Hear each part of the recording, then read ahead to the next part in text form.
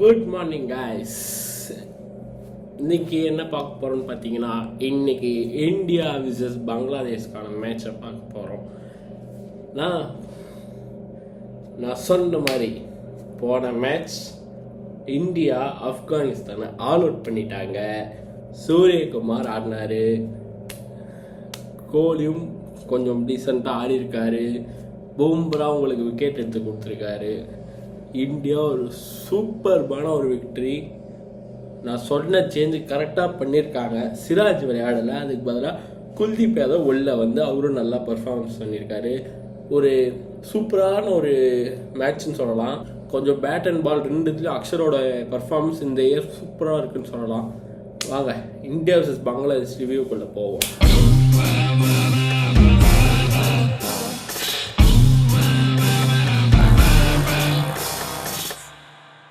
இன்றைக்கி மேட்ச் எங்கே நடக்குதுன்னு பார்த்தீங்கன்னா ஆன்டிகுவாவில் நடக்குது. லோயஸ்ட் ஸ்கோர் எவ்வளோன்னு பார்த்தீங்கன்னா இந்த கிரவுண்டில் ஓமன் இங்கிலாந்து கூட 47 ரன்னுக்கு ஆல் அவுட் ஆகிட்டாங்க. ஓமனுக்கு அப்புறம் நமீபியா அவங்களும் 70 or சம்திங் ஆல் அவுட் ஆனாங்க பங்களாதேஷ் கூட. இந்த கிரவுண்டில் தான் நம்மளுக்கு மேட்ச் நடக்க போகுது. பங்களாதேஷ் கூட கொஞ்சம் பேட்டிங் ட்ராக் மாதிரி தான் இருக்கும். அதனால் சேஞ்ச் பண்ணுவாங்களான்னு கேட்டிங்கன்னா சேஞ்ச் பண்ண மாட்டாங்க. Same playing 11. போன மேட்ச் ஒரு சூப்பர்வான ஒரு விக்டரியை பார்த்தோம். அதனால் இந்த மேட்ச் சேஞ்ச் பண்ண மாட்டாங்க. பண்ணால் என்ன பண்ணுவாங்கன்னு பார்த்தீங்கன்னா, ஜெய்ஸ்வாலை ஓப்பனிங் கொண்டு வந்து அந்த மாதிரி ஆர்டர் சேஞ்ச் பண்ணுவாங்க. Kohli at number 3, Pant at 5, Dube வெளியே போயிடுவார், ஜெய்ஸ்வால் உள்ள வந்துடுவார். அதுவும் இல்லைனா சிராஜ் வருவார், குல்தீப் திருப்பி வெளியே போடுவார். இந்த மாதிரி சேஞ்ச் மட்டும்தான் பண்ணுவாங்க. அதுதான் நான் எக்ஸ்பெக்ட் பண்ணுறேன். என்ன எக்ஸ்பெக்ட் பண்ணுறேன்னு கேட்டிங்கன்னா, கோலி ஃபார்முக்கு வந்தால் நோ சேஞ்ச். கோலி இன்னும் ஃபார்முக்கு வரலை. அதனால் நான் ஜெய்ஸ்வாலை ஓப்பனிங் கொண்டு வந்து ஒரு 30 ரன் பவர் பிளே நீ அடிச்சுட்டு அவுட் ஆயிரு அந்த மாதிரி ஆடணுன்னா நீங்கள் கண்டிப்பாக நான் ஜெய்ஸ்வாலை இறக்குவேன். ஏன்னா அவர் வந்து ஒரு ஃபயராக ஒரு பேட்டிங் ஆடுவார் பவர் பிளேயில். நீங்கள் கண்டிப்பாக அவுட்டே ஆனாலும் பரவாயில்லடா, நீ போய் இன்னிங்ஸ் ஆடுன்னு அமுச்சு டிராவிட் அமுச்சு விட்டார்னா ஜெய்ஸ்வால் உள்ளே வரலாம். சேஞ்ச் பண்ண மாட்டாங்க. சேஞ்ச் பண்ணால் சொல்கிறேன், ஜெய்ஸ்வால் வந்தால் நல்லாயிருக்கும். ஹெட் டு ஹெட் இப்போ இந்தியா vs பங்களாதேஷில் 13 மேட்ச்சில் 12 வின்னு இந்தியா, பங்களாதேஷ் 1 தான் வின்னு. ஸோ நாம் தான் லீடிங்கில் இருக்கோம். இந்த மேட்ச்சை நாம் தான் ஜெயிப்போம்னு ஒரு நம்பிக்கை. ஜெயிச்சிருவோம், நம்பிக்கையில் ஜெயிச்சிருவோம். இந்தியா vs பங்களாதேஷ்னோடனே எனக்கு ஃபஸ்ட்டு ஞாபகம் வர மேட்ச் பார்த்தீங்கன்னா 2016 லாஸ்ட் பால் ஹர்திக் பாண்டியா போடுவார். 2018 திருப்பியும் தினேஷ் கார்த்திக் லாஸ்ட் பால் 6 அடிப்பார். இந்த 2 மேட்ச் நான் மறக்கவே மாட்டேன். ஸோ அதே மாதிரி திருப்பியும் நம்ம ஒரு எப்படி சொல்கிறது, கடைசியில் போயிட்டு ஜெயிச்சு த்ரில்லிங் மேட்சாக வேணும் எனக்கு. ரோஹித் சர்மா vs முஸ்தபிசுர் ரஹ்மான் இது வரைக்கும் 6 இன்னிங்ஸ் ஆடியிருக்காரு. 6 இன்னிங்ஸில் 41 பால் ஃபேஸ் பண்ணியிருக்காரு. 69 ரன் அடிச்சிருக்காரு ரோஹித் சர்மா. 2 டைம் அவுட் ஆகிருக்காரு முஸ்தபிசுர் ரஹ்மான் கிட்ட. அதே மாதிரி பார்த்தீங்கன்னா ஷாகிப் அல்வாசன் vs ஜடேஜா 2020 10 இன்னிங்ஸில் 43 பால் ஆடியிருக்காரு. 61 ரன் அடிச்சிருக்காரு. 2 டைம் விக்கெட் ஆயிருக்காரு. ஷாகிப் அல்வாசன் வந்து பல வருஷமாக ரோஹித் சர்மா மாதிரி அவரும் ஆடிட்டுருக்காரு. ஒரு பங்களாதேஷ்க்கு ஒரு லெஜெண்டுன்னு சொல்லலாம். அந்த அளவுக்கு ஒரு சூப்பரான ஒரு ஆல்ரவுண்டர். ஸோ அவர் டஃப் தருவார். எப்பயுமே இந்தியாவுக்கு எகென்ஸ்டாக ஒரு பவுலிங்லையும் சரி பேட்டிங் நல்லா பர்ஃபார்மன்ஸ் பண்ணுவார். அதே மாதிரி பார்த்தீங்கன்னா ரோஹித் சர்மா vs பங்களாதேஷ் 12 இன்னிங்ஸில் 454 ரன் அடிச்சிருக்காரு. ஓவராலாக 37 ரன் ஆவரேஜ் வச்சுருக்காரு. அதே மாதிரி பார்த்தீங்கன்னா கோலி vs பங்களாதேஷ் 5 மேட்ச்சில் 193 ரன் அடிச்சிருக்காரு. ஆவரேஜ் பார்த்தீங்கன்னா 96.5 வச்சுருக்காரு ஆவரேஜ். அதே மாதிரி பார்த்தீங்கன்னா ஹர்திக் பாண்டியா vs பங்களாதேஷ் 51 ரன் அடிச்சிருக்காரு. 17 ரன் ஆவரேஜ் வச்சுருக்காரு. பவுலிங்கில் பார்த்தீங்கன்னா 4 மேட்ச்சில் 5 விக்கெட் எடுத்திருக்காரு. எக்கானமி 8.8. இதே கிரவுண்டில் தான் போன match means Australia vs Bangladesh நடந்துச்சு. அதில் கம்மின்ஸ் ஹேட்ரிக் விக்கெட் எடுத்திருக்காரு. ஸோ கம்மின்ஸ் ஹேட்ரிக் எடுக்கிறாருன்னா இப்போ பும்ரா எடுப்பாரா பார்ப்போம். பும்ரா இந்த வேர்ல்டு கப்பில் ஒரு மாஸான ஒரு பவுலிங் போட்டிருக்காருன்னு சொல்லலாம். ஏன்னு கேட்டிங்கன்னா இந்த வேர்ல்டு கப்பில் ஜஸ்பிரீத் பும்ரா 15 ஓவர் போட்டிருக்காரு. இது வரைக்கும் 4 ஃபோர்ஸ் தான் கொடுத்துருக்காரு. 8 விக்கெட் எடுத்திருக்காரு. எக்கானமி பார்த்தீங்கன்னா 3.46. இந்த கிரவுண்டில் பார்த்தீங்கன்னா பேட்டிங் ஃபஸ்ட் 4 வின்னு, பேட்டிங் செகண்ட் பார்த்தீங்கன்னா 6 வின்னு. இது வரைக்கும் இந்த ஆன்டிகுவா பிச்சில் மொத்தம் 10 மேட்ச் நடந்திருக்கு. இதில் பார்த்தீங்கன்னா 4 பேட்டிங் ஃபஸ்ட்டும் 6 பேட்டிங் செகண்டும் வின் பண்ணியிருக்காங்க.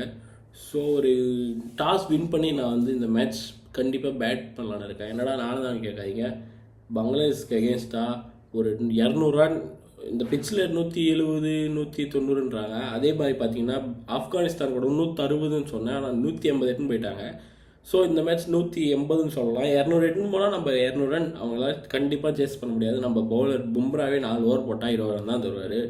மீதி 16 ஓவரில் அவங்களால எப்படி அந்த 180 ரன் தர முடியும்? குல்தீப் 4 ஓவர் பார்த்தீங்கன்னா 25. அக்ஷரும் எக்கானமியாக நல்லா போட்டுட்ருக்காரு. ஜடேஜாவும் நல்லா போடுறாரு. ஹர்ஷ்தீப் சிங்கும் ஹார்திக் பாண்டியாவும் சேர்ந்து விக்கெட் எடுத்து தர போகிறாங்க. இதுக்கு மேலே நம்மளுக்கு என்ன வேணும்? கண்டிப்பாக ஒரு 200 ரன் நம்ம ஈஸியாக எடுக்கலாம். கோலி ரோஹித் ஒரு பவர் பிளேயில் ஒரு 45 ரன் 50 ரன் விக்கெட் விழாமல் இவங்க 2 பேரும் பவர் பிளேயில் ஆடிட்டாங்கன்னா கண்டிப்பாக நம்ம 200 ரன் மேலேயே அடிக்கலாம். ஏன்னா நம்மளுக்கு பேட்டிங் ஆர்டர் நிறையா இருக்குது. ஸோ வெயிட் பண்ணி பார்ப்போம். இப்போ வந்து நம்ம பிளேயிங் 11 பார்க்குறதுக்கு முன்னாடி என்னோட ஒரு ப்ரெடிக்ஷன் சொல்லிடுறேன். என்ன ப்ரெடிக்ஷன்னா யார் செமிஃபைனல் போவாங்க அப்படின்னு. குரூப் ஏல நான் சொல்லணும்னு அவசியமே கிடையாது. இந்தியா அண்ட் ஆஸ்திரேலியா செமிஃபைனல் போவாங்க. எனக்கு என்னமோ அந்த குரூப் பியில் சவுத் ஆஃப்ரிக்கா வெளியே போயிடுவாங்கன்னு ஒரு தோணுது. ஏன்னா அவங்க கிட்ட ஒரு வீக்னஸ் இருக்குது. என்ன வீக்னஸ்னால் கடைசி டைமில் போய் சோக் பண்ணிடுவாங்க. அது எனக்கு ரொம்ப கடுப்பாக இருக்கும். நியூசிலாந்து மாதிரியும் சொல்லலாம். செமிஃபைனல் போயிட்டு சோக் பண்ணிட்டு வெளியே வரத்துக்கு நான் வேணான்னு சொல்லுவேன். ஃபைனலாச்சு போகணும், செமிஃபைனல் போயிட்டு வெளியே வந்துடுவாங்க. அதெல்லாம் எனக்கு நியூஸு. சவுத் ஆஃப்ரிக்கா வேணாம், அதனால் வேணாம். அவங்க நல்லா தான் ஆடிட்டுருக்காங்க, ஆனால் எனக்கு வேண்டாம்னு தோணுது. வெஸ்ட் இண்டீஸ் போனால் ஒரு பயங்கரமான ஒரு ஃபயராக இருக்கும். அவங்க அவங்க பேட்டிங்கெலாம் ஏகப்பட்ட ஃபேன்ஸ் இருக்காங்க. வெஸ்ட் இண்டீஸ் அண்ட் இங்கிலாந்து தான் குரூப் பியில் எனக்கு ஃபேவரேட். இங்கிலாந்து வந்து ஒரு சவுத் ஆஃப்ரிக்காவை விட இங்கிலாந்து நல்லா பர்ஃபார்ம் பண்ணுறாங்க, அதில் நான் சந்தேகமே சொல்லலை. இங்கிலாந்து இப்போதைக்கு ஒரு செமிஃபைனல் போனால் கப்படிக்கும் நம்பிக்கை இருக்கும். இவங்க போனால் பரவாயில்ல. ஆனால் சவுத் ஆஃப்ரிக்கா மேலே அப்படி கிடையாது எனக்கு. ஒரு சோக், அவங்க செமிஃபைனல் போயிட்டு வெளியே வந்துடுவாங்க. போய் கப்படிச்சா சந்தோஷம்தான். அதில் ஒரு ரீசனால் நான் சவுத் ஆஃப்ரிக்கா வேணான்னு சொல்கிறேன். போய் கப்படிச்சா கண்டிப்பாக எனக்கும் சந்தோஷம். எனக்கும் சவுத் ஆஃப்ரிக்கா ரொம்ப ரொம்ப ரொம்ப பிடிக்கும். ஸோ மில்லர் ஃபேன், சவுத் ஆஃப்ரிக்காவே மில்லர் ரொம்ப பிடிக்கும். அதை நான் மில்லருக்காக ஒரு கப் அப்படின்னு வச்சுக்கலாம். ஸோ இதுதான் என்னோடய 4 semifinal list. India, Australia, England, West Indies.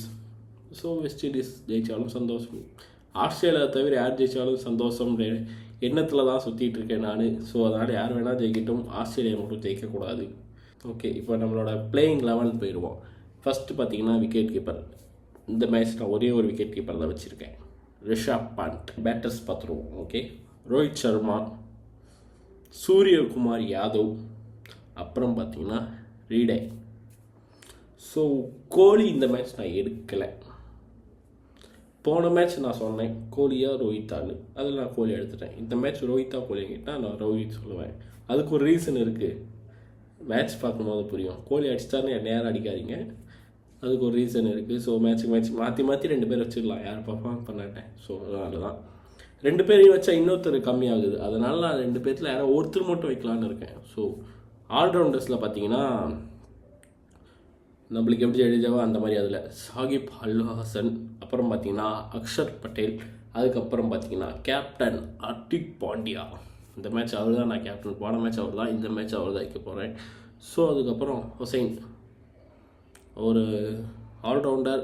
இந்த இயரில் ஒரு டீசென்ட்டுன்னு சொல்ல முடியாது, வேறு லெவல் பர்ஃபார்மன்ஸ் பண்ணியிருக்காரு. ஸோ பேட்டிங் பவுலிங் ரெண்டுத்துலேயும் பேட்டிங் கொஞ்சம் டீசென்ட், பவுலிங் நேற்று ஆஸ்திரேலியா கூட 2 விக்கெட் எடுத்தார். ஸோ சூப்பரான ஒரு performance. Bowling first vice captain Bumrah, Bumrah match 2 wicket 3 wicket, ஒரு மேட்ச் மட்டும் விக்கெட் எடுக்கல. ஸோ இந்த மேட்சும் 2 விக்கெட் தான் வச்சுக்கோ, 2 விக்கெட் 3 விக்கெட் வச்சுக்கோங்க, அந்த மாதிரி ஒரு பாயிண்ட் வரும். ஸோ அதனால் பும்ரா. அது பார்த்தீங்கன்னா Mustafizur Rahman, so slow ball போட்டு ஒரு 10 விக்கெட்டு, அந்த மாதிரி லீக் வருஷம் T20 வராரு, ஸ்லோ பால் வர்றாரு, 10 விக்கெட் எடுக்கிறாரு, போகிறாரு, அவ்வளோதான். ஸ்லோ பால் அவரோட ப்ளஸ். அடுத்து பார்த்தீங்கன்னா ஹர்ஷ்தீப் சிங், வேறு யாரும் எடுக்கல. இந்த மேட்ச் சேஞ்ச் பண்ணுவாங்களாம் தெரில. இதுதான் என்னோடய பிளேயிங் 11 கைஸ். இந்த வீடியோ பிடிச்சிருந்துச்சுன்னா நீங்கள் லைக் பண்ணுங்கள், ஷேர் பண்ணுங்கள், கமெண்ட் பண்ணுங்கள்.